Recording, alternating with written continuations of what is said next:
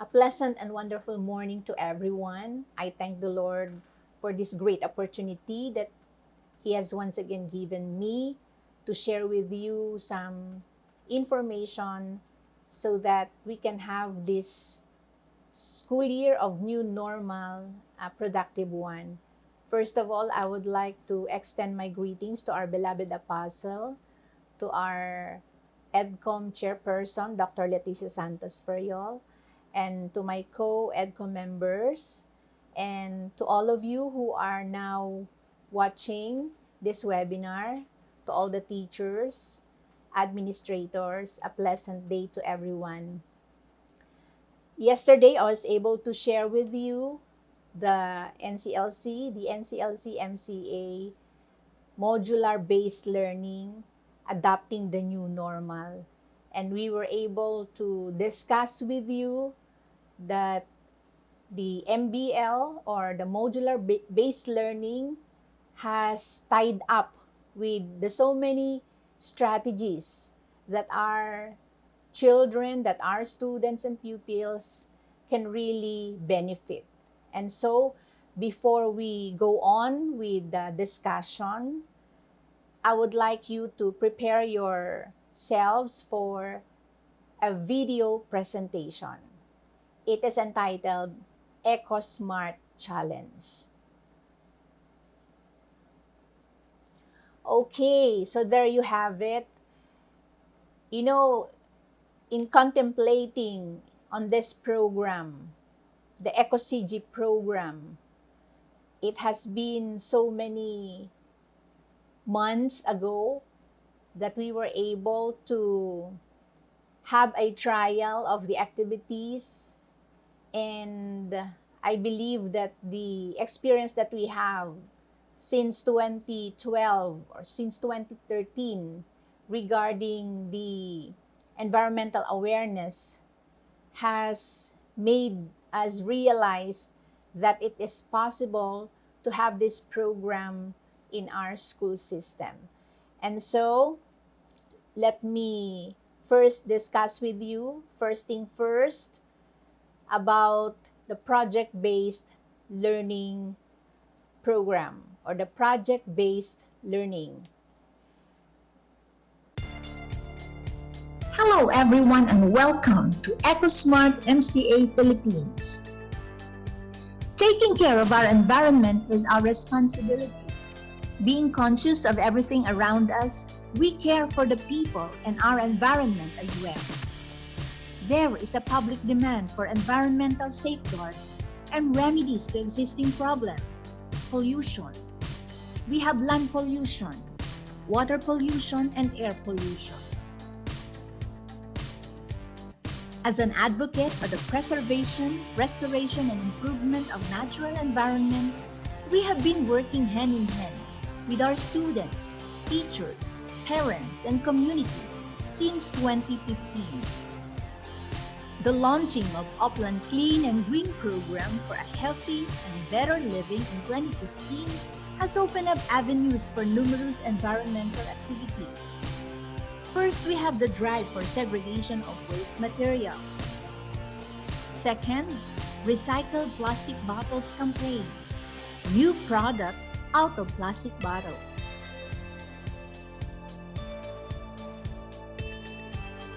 Third, plant growing contest. Medicinal plants and recycled improvised art. Fourth, recycled lantern making contest. These are also new products made of plastics and trash.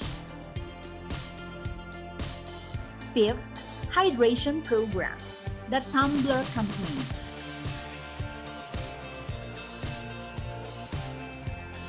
Sixth, Trashionista, pageant of attires made of plastic and trash.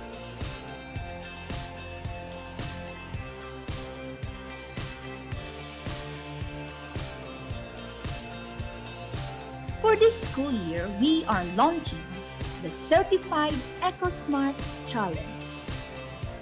To join, simply collect plastic wrappers, sachet or pouch of milk, biscuits, coffee, cut into small pieces, and fill up empty 1.5 of any soda bottles with plastic residuals. Make recycled plastic and any other plastic container into a new usable product. Make your own videos showing your finished products and shout, "This is and I am certified EcoSmart." Send your video to EcoSmart MCA Philippines Facebook account and subscribe, like, and share EcoSmart MCA Philippines on YouTube. Videos will be uploaded by EcoSmart MCA Philippines in the YouTube by batch. Here are the examples of the award. Techno Clever or Eco Technology. Extra care and obligation to technology. Plastic Clever.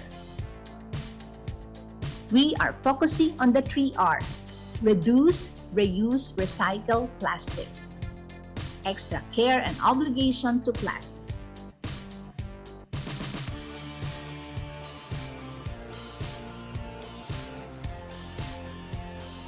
Fauna Clever, Ecofauna.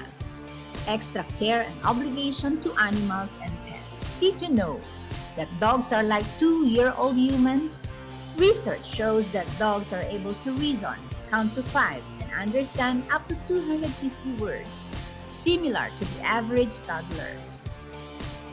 And did you also know that spending time with our pets can increase confidence and lower stress? Laughter relieves our stress and reduces tension. If you own a dog or cat, chances are you spend a good deal of time laughing. Flora Clever, Ecoflora. Extra care and obligation to plants, ornamental, medicinal, flowering, and fruit-bearing trees. Fitness Clever or Eco-Fitness. Extra care and obligation to good health. Did you know that 15 minutes of exercise every day can add 3 years to your life? If you stop working out, it takes twice as long to lose strength than it took to gain it. Did you also know that physical activity tends to increase HDL levels, which reduces your chance to develop heart disease? Food Clever, Eco-Food Preparation. Extra care and obligation to food preparation. Boiling, baking, roasting, even sandwich making, and salad making. Water Clever, Eco Water Intake. Extra care and obligation to hydration.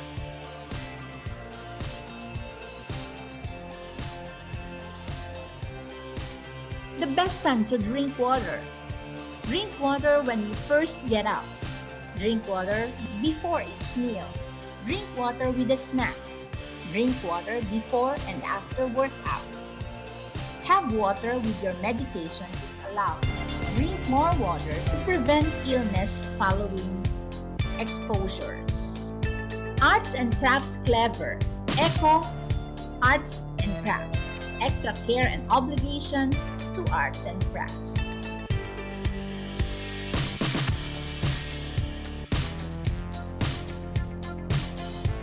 And lastly, Environment Clever or Eco-Environment. Extra care and obligation to environment. We are the last generation with the real opportunity to save the earth and give back glory to the Maker. It is our collective and individual responsibility to preserve and tend to the world in which we all live. Earth provides enough to satisfy every man's need, but not every man's greed. Let's nurture the nature so that we can have a better future. Once again, this is EcoSmart MCA Philippines. Thank you and God bless. Okay, so there you have it. You know, in contemplating on this program, the EcoCG program, it has been so many months ago that we were able to have a trial of the activities, and I believe that the experience that we have since 2012 or since 2013 regarding the environmental awareness has made us realize that it is possible to have this program in our school system. And so, let me first discuss with you, first thing first, about the project-based learning program or the project-based learning. I would like you to focus your attention on this quotation. It says, "Your mind is a powerful thing. When you fill it with positive thoughts, your life will start to change." They say we need to train our minds, because training our minds to see good in everything is positivity, and positivity is a choice. The happiness of your life depends on the quality of your thoughts. So as a starter, I would like you to look at the person on your right and left and see if they are ready to receive more information in today's seminar. So let us recap what we have yesterday. So each participant must briefly answer aloud a sentence completion based on yesterday's webinar on modular-based learning, or MBL. So I want you to complete the sentence so that you will incite your mind, so that you will have an exercise of the mind, and that this morning will be alive as we start this webinar. So I want you to complete the sentence. Say, "I want to remember something I learned yesterday." One word to sum up what I learned. Something I already knew.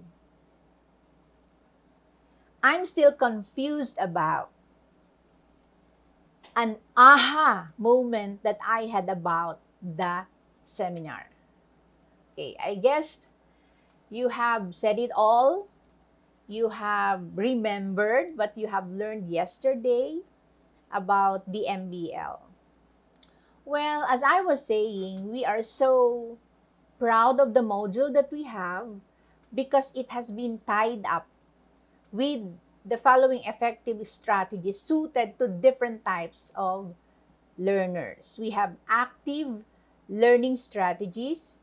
We put the students at the center of the learning process, enriching the classroom experience, and boosting engagement. So, in modular based learning, we have the mind to engage everyone, including us, to them, to the students. We also tied up with experiential learning activities. So build knowledge and skills through direct experience. Project-based learning, this is what are we going to have this morning. It uses an open-ended approach in which students work alone or collectively to produce an engaging, intricate curriculum-related questions or challenges. And of course, inquiry-based learning is subdivided into 4 categories, all of which promote the importance of students' development of question, ideas, and analysis. And of course, last but not the least, focuses on changing or adapting learning content for students on an individual basis, particularly with the help of technology. So nowadays, our way of learning is through the help of the technology. And of course, we regard so much the 21st century learning skills, the 7 C's. We have critical thinking, problem solving, creativity and innovation, collaboration, teamwork and leadership, cross-cultural understanding, communication and media fluency, computing and ICT fluency, career and self-reliance. So in the 21st century learning, these skills are very much important so that the progress of learning will be evident. Of course, this project-based learning is very important in the modular approach or modular teaching strategies. So project-based learning is a teaching method in which students learned leg activity engaging in real-world and personally meaningful project. That is what we are talking about related to EcoCG program. So, of course, questioning is very much needed. Inquiry, it's an approach of teaching and learning that places students' question, ideas, and observations at the center of learning experience. Natatandaan natin during our early days, 'di ba? Tayo yung mahilig magtanong, bakit po? No? Laging may bakit, laging may why. So those are the questions that will be answered in project-based learning. And of course, there are essential elements that will be included in PBL, the significant content, of course, the content standard, the academic relevance, so the use of MELC or most essential learning competencies is very important. The driving question, this will be the guide of the project-based learning. The student voice and choice. It's always the student that chooses the direction of their learning. The 21st century skill, the inquiry, innovation, feedback, and revision. Of course, it should be assessed through the use of rubrics. Publicly presented products. So we have 5 steps to bear in mind in PBL. And I want you to realize the acronym of these steps. Number 1 is structure or really designing. You have to design or structure a particular project that you're about to do. So identify competencies and interdisciplinary ties. You have to jot down possible content. You have to formulate a driving question. Students or teachers should brainstorm on the possible projects that will address the driving question. So it's always the driving question that will serve as a guide to come up with a very good project. And of course, after having all of this, you need to document ideas in a project planning form. So later on, you'll find out that you can do a template, your own template. The second is execute, the how to do. So make sure that all students in a group must have, the SMART task. Anyone who wants to achieve a goal, who wants to hit the target, must have a SMART task. And SMART task means specific, measurable, achievable, realistic, and time-bound. Of course, we need to have a tangible artifacts or the output. Ito nga yung ating basis ng ating learning. And of course, arising problems, you need to troubleshoot. Hindi tayo titigil na when there is a problem, tigil na kaagad. We have to find solution. And of course, give meaningful feedback. Third is evaluate or assess. So how do we assess? We assess through the use of rubrics.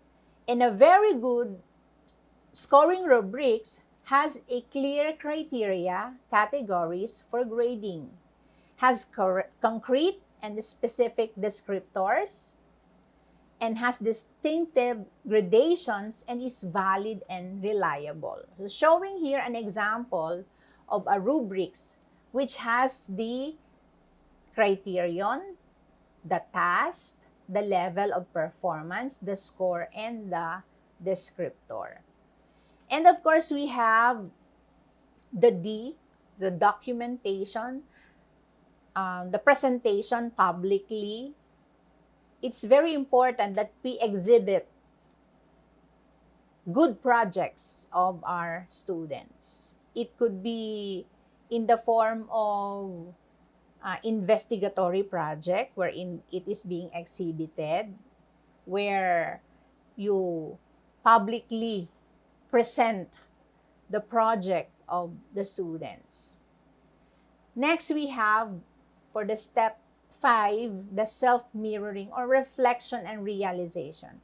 You know, assessment and evaluation is very important. When we want to see how well have we done, we go back to how it was done. So, what things did I do well? What things could I have done better? And in what other ways, in what other ways can I improve? These are the question that will guide us to the next time that we do the activity, we will arrive on a successful outcome. We don't learn from experiences.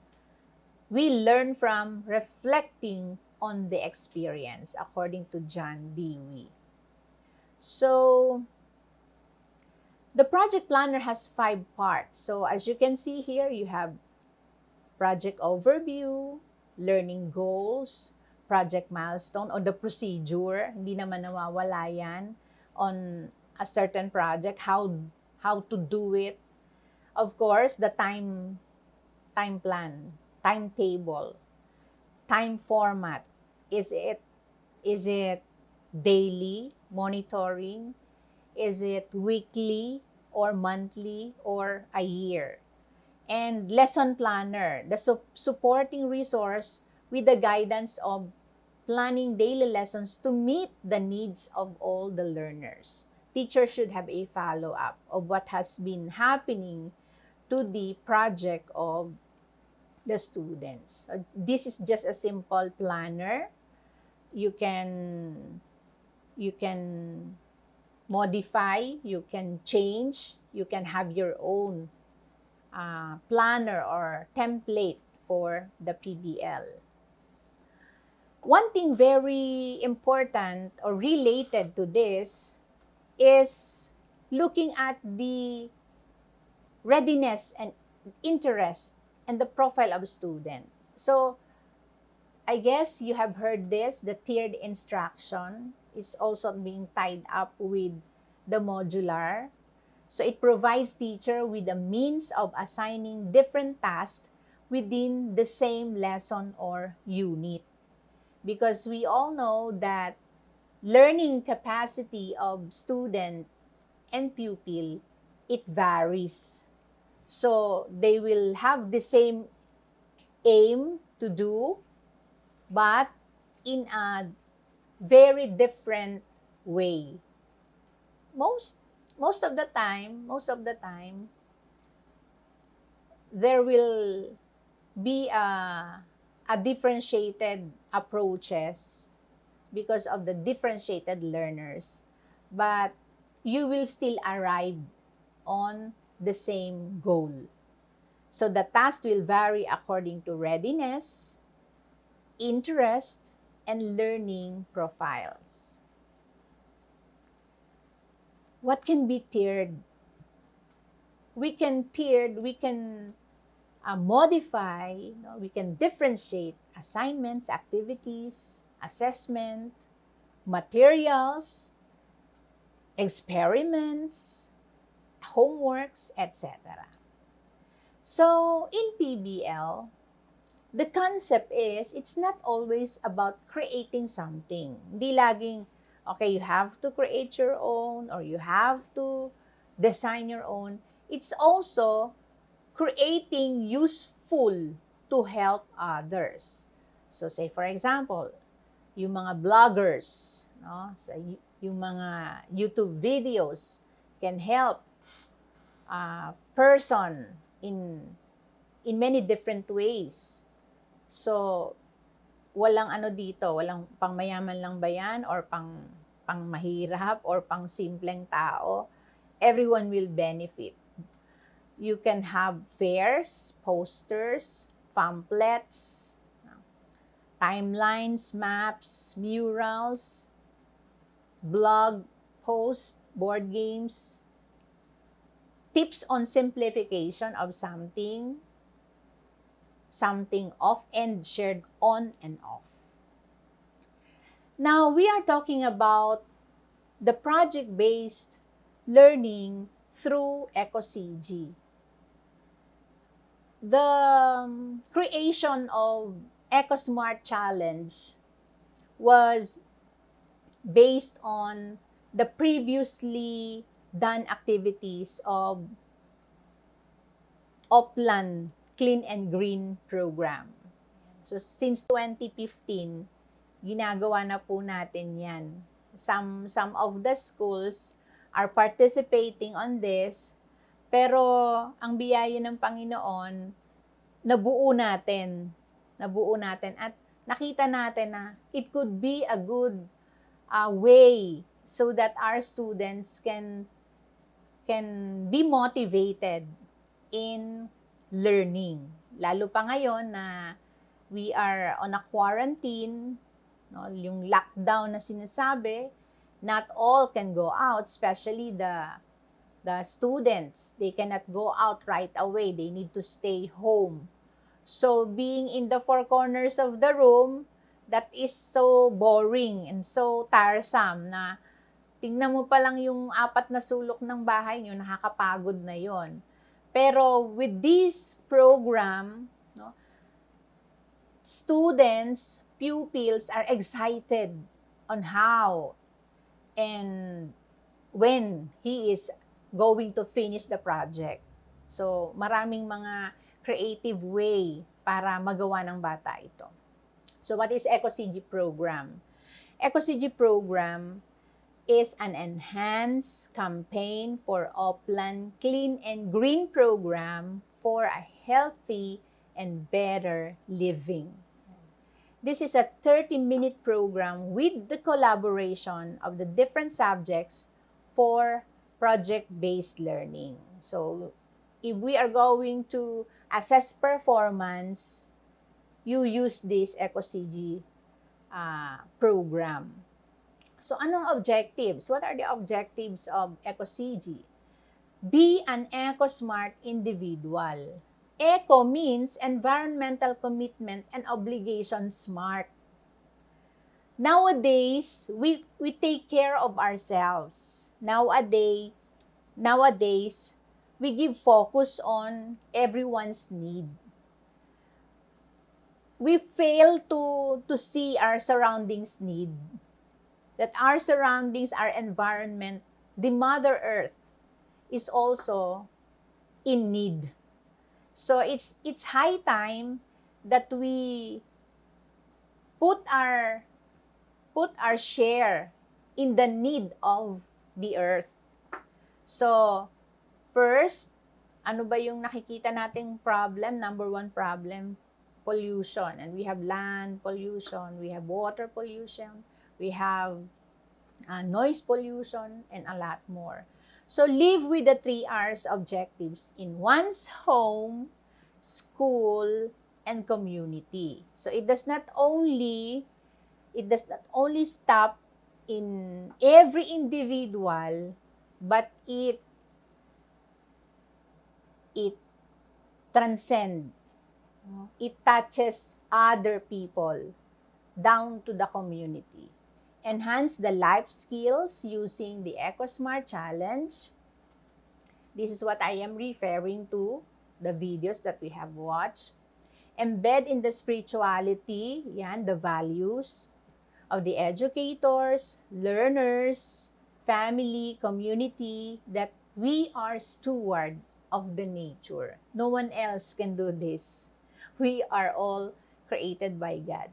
And because we believe in God, we believe that He has created all things, then we are the one responsible. We are accountable to this. So, yung core values, napakahalaga niyan.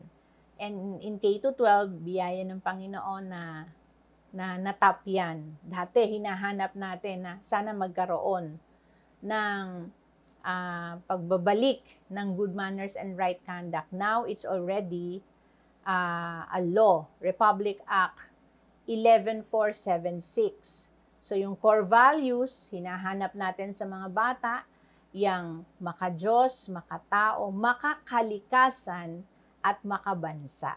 So, nature is being part of our focus.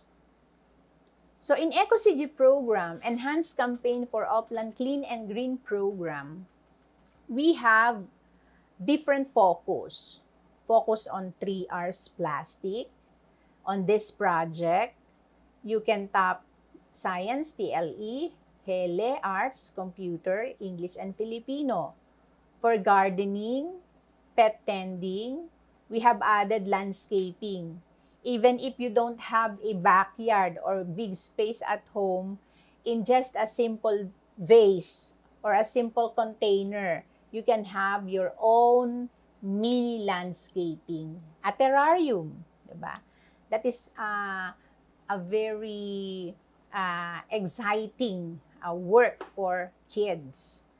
We have arts and crafts, TLE, Hele, and other chosen subjects such as AP, Math, Filipino, and English. We also have robotics. Remember the artificial intelligence. Nowadays, robotics is very much in demand sa mga schools. And by the grace of God, ang Maranatha Christian Academy of IMUS chapter has won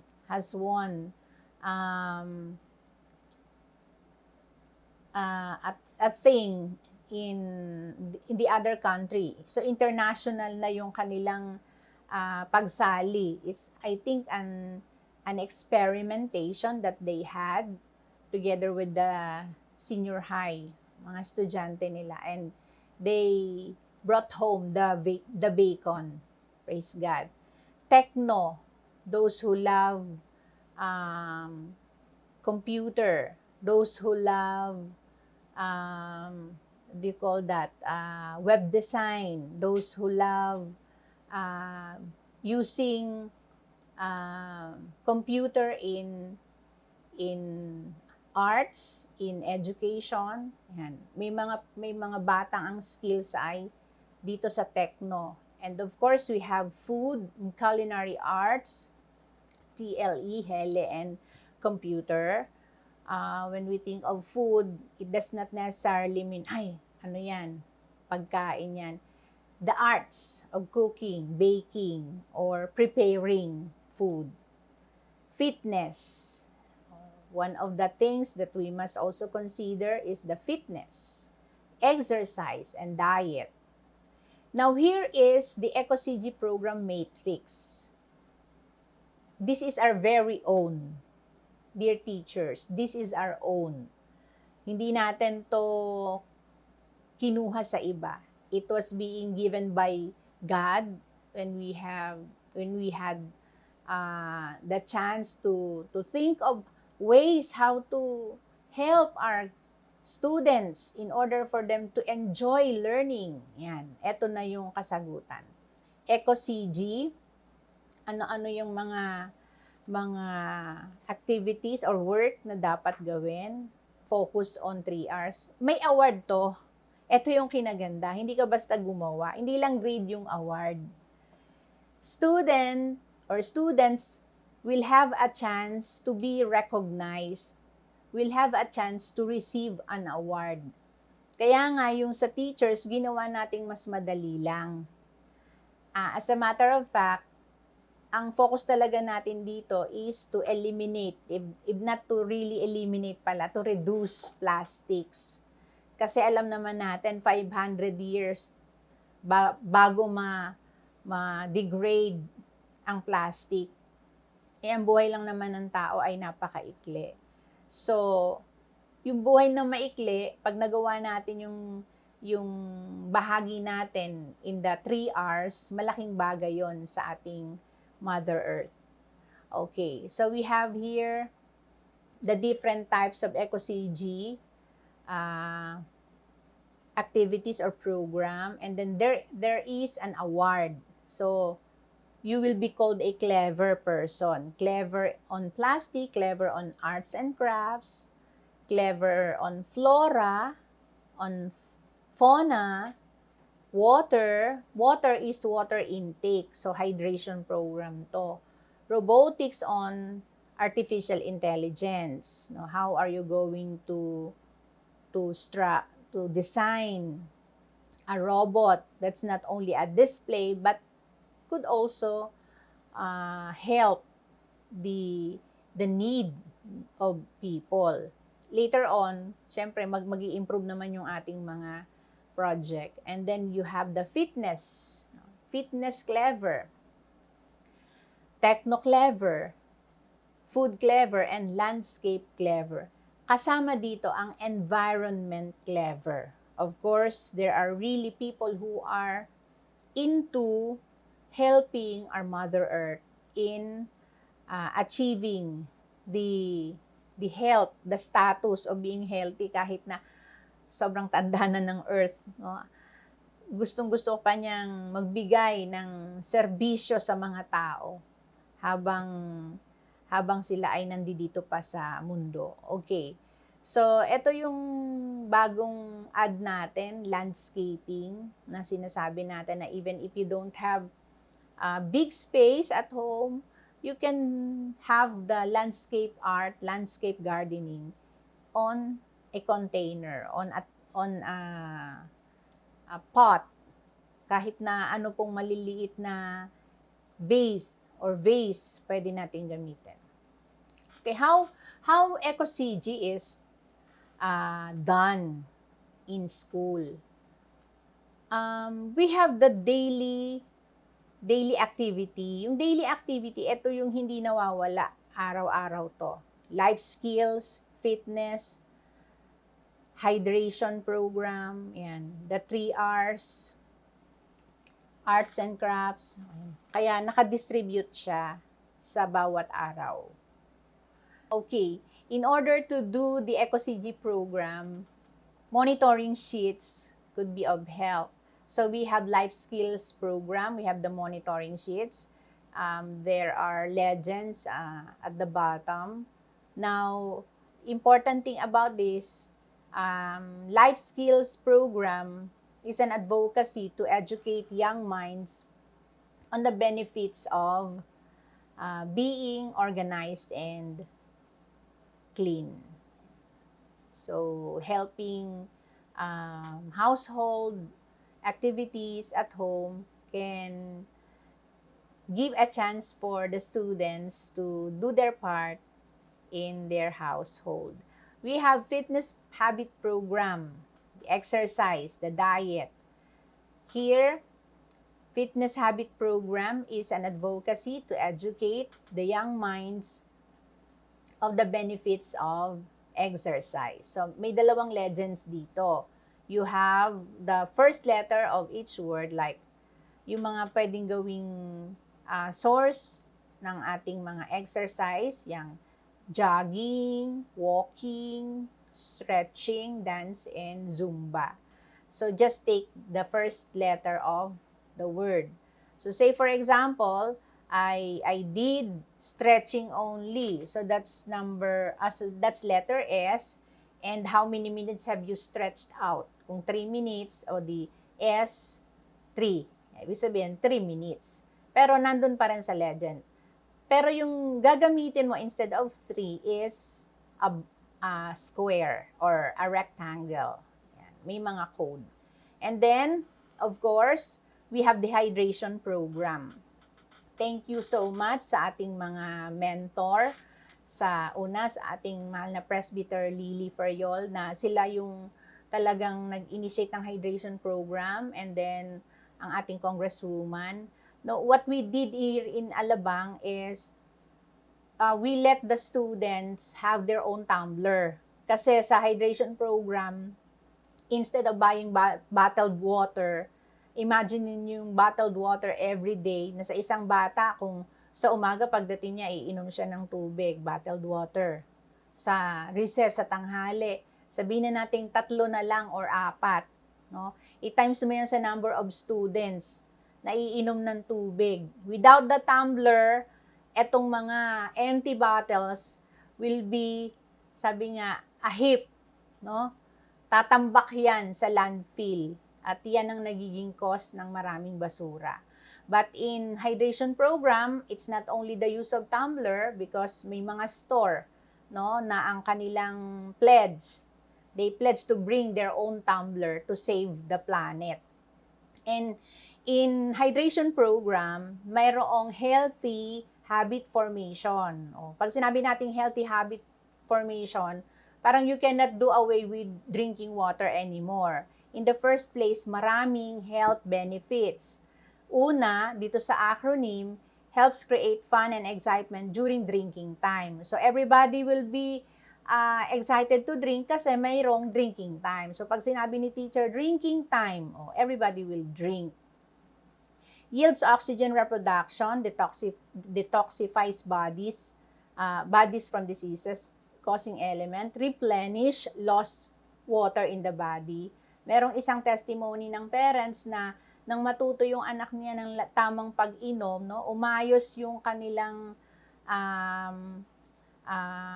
katawan, naging healthy, no, at naging malinaw yung kanilang urine. Siyempre nga naman na nade-detoxify, transforms the dryness of the skin, improves blood circulation, optimize the energy to do work, normalize urine color, yan, helps maintain normal body bowel function.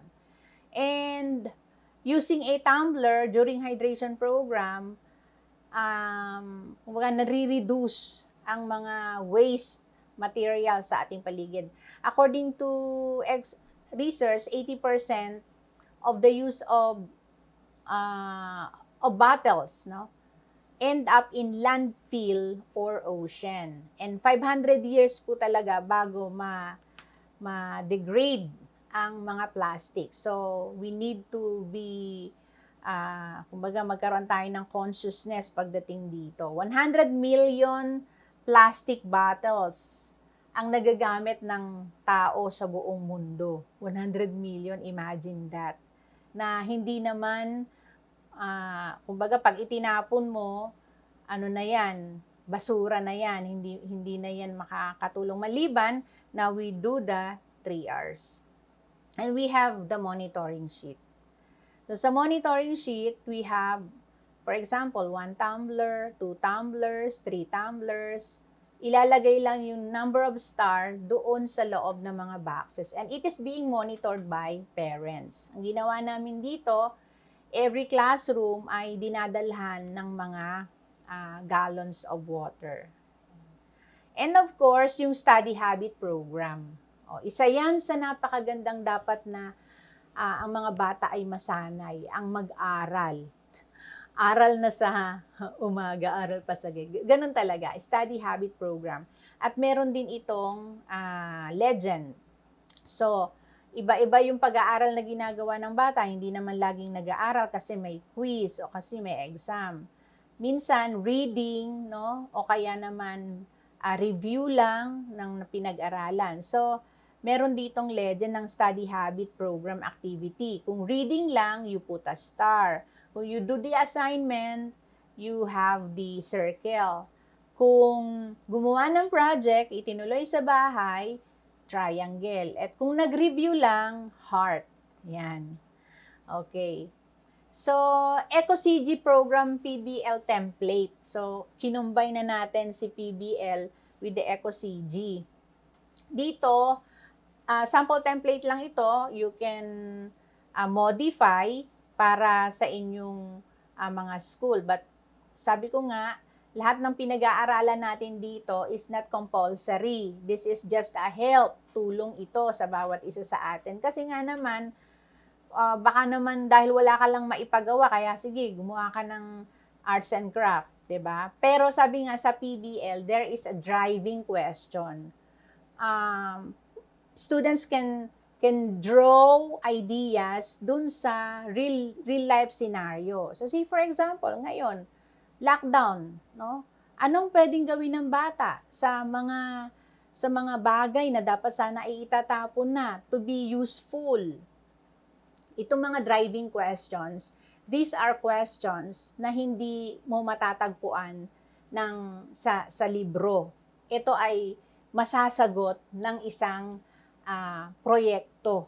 Ayan, yan ang driving question, which is beneficial sa tao, beneficial sa komunidad. Okay? So, for arts and craft, pwedeng sketching, first quarter, second quarter, oil pastel, third quarter, clay art, and then collage, pag samasamahin mo na sila, no? And then for gardening, pwedeng, okay, kumbaga, solicit question, medicinal plants, una muna. Bakit medicinal plants? Kasi ngayong tag-ulan, ano ba ang madalas na sakit?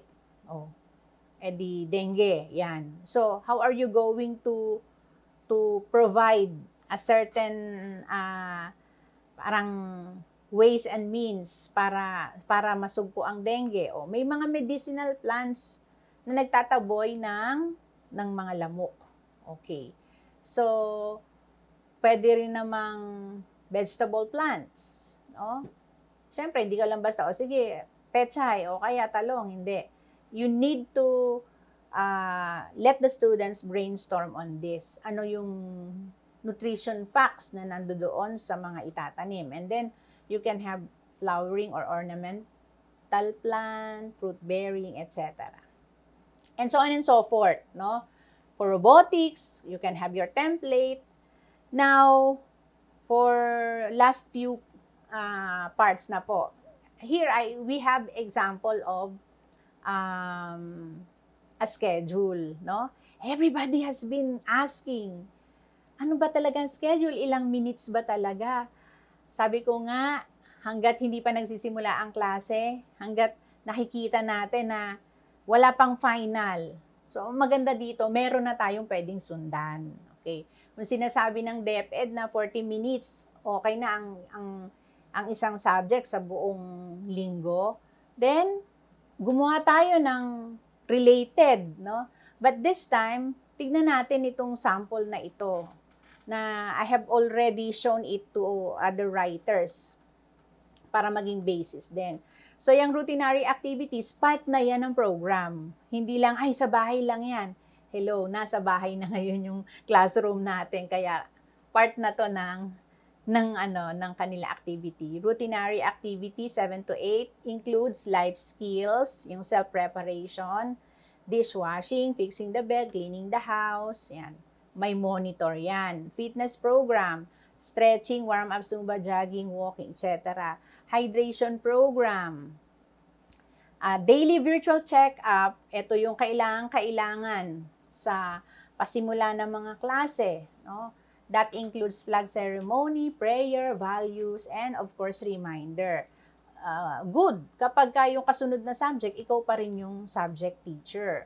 So, does not necessarily mean na si teacher ay laging naroon sa harap ng laptop at kinakausap ang mga bata. Meron tayong tinatawag na synchronous and asynchronous. Ito yung pamamaraan ng pag-deliver natin ng learning sa mga bata. So, when you say synchronous, happening in real time, no, gagamit ng mga gadget that will help disseminate yung mga lesson through video conferencing, video call, chatting, messaging.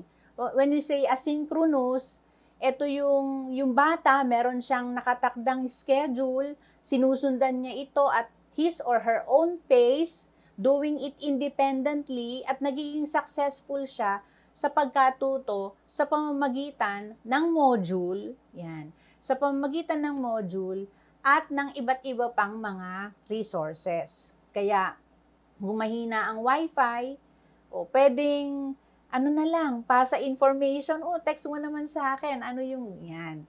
Kung malakas naman ang wifi, good. Pwedeng mag-Google, no? Pwedeng kumuha sa YouTube, so on and so forth. Kinaganda sa atin, we have the LMS, so blended online modular with LMS. Blended modular plus internet or other electronic gadgets to help learning. So here, makikita natin, may mga major subjects but it's very limited. May mga minor subjects, very limited, pero incorporate natin ang EcoCG. So meaning to say, pag Monday, focus mo lang 3 hours kung ano yung assignment na napagkasunduan na nagagawin, then focus on that on Monday. 13 minutes lang naman yan. What if natapos na po lahat? Then you can utilize the time para sa ibang project. Anyway, this is collaborative. Ibig sabihin, ang mga subjects ay, kumbaga sa performance task, hindi lang isang subject ang nakikinabang. Collaboration of different subject. Here, meron tayong portion ng regular consultation period. At hindi nawawala ang study habit, hindi nawawala ang life skills, activities, at ang continuation ng EcoCG. Now, for Saturdays, so hindi rin mawawala ang ating GMRC, Christian Education, Values Education, focus talaga. Kasi ang Saturday, counted yan sa number of days sa kabuuan ng isang taon. So we can also have extracurricular activities. Yung mga batang mahuhusay sa pagsulat, then they will have a training on journalism. Yung mga batang gustong matrain sa mathematics, they can have the MTAP. Nagpapatuloy yan. And of course, the homeroom guidance program. Dito yung social-emotional, no? Pinapaigting yan. Ang connection ng teachers with the students. Ang mga pamamaraan ng paglago spiritually. So, meron din tayong Bible program. Siyempre, ang prayer time. So, dito parang naisulat ko yon. May midday prayer. Kasi dito sa amin sa Alabang, ang aming mga estudyante ay mayroong midday prayer. Meron ding midday Bible reading. Praise the Lord. Kasi we have our own Bible. Kumbaga, customized yan sa Maranatha Christian Academy. So, ang daming pwedeng gawin sa EcoCG program and project-based learning. Tandaan natin, modular is tied up with the different strategies. Ano yung mga strategies? Active learning, experiential, project-based, adaptive learning, and so on and so forth. Lahat ng ito yung nagpapayaman ng learning process, ng learning activity.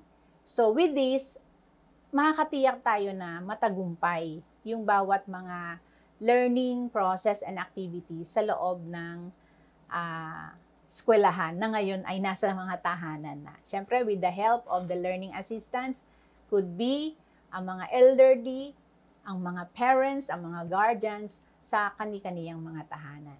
A big help for every one of us with this program. And once again, we thank you for being with us.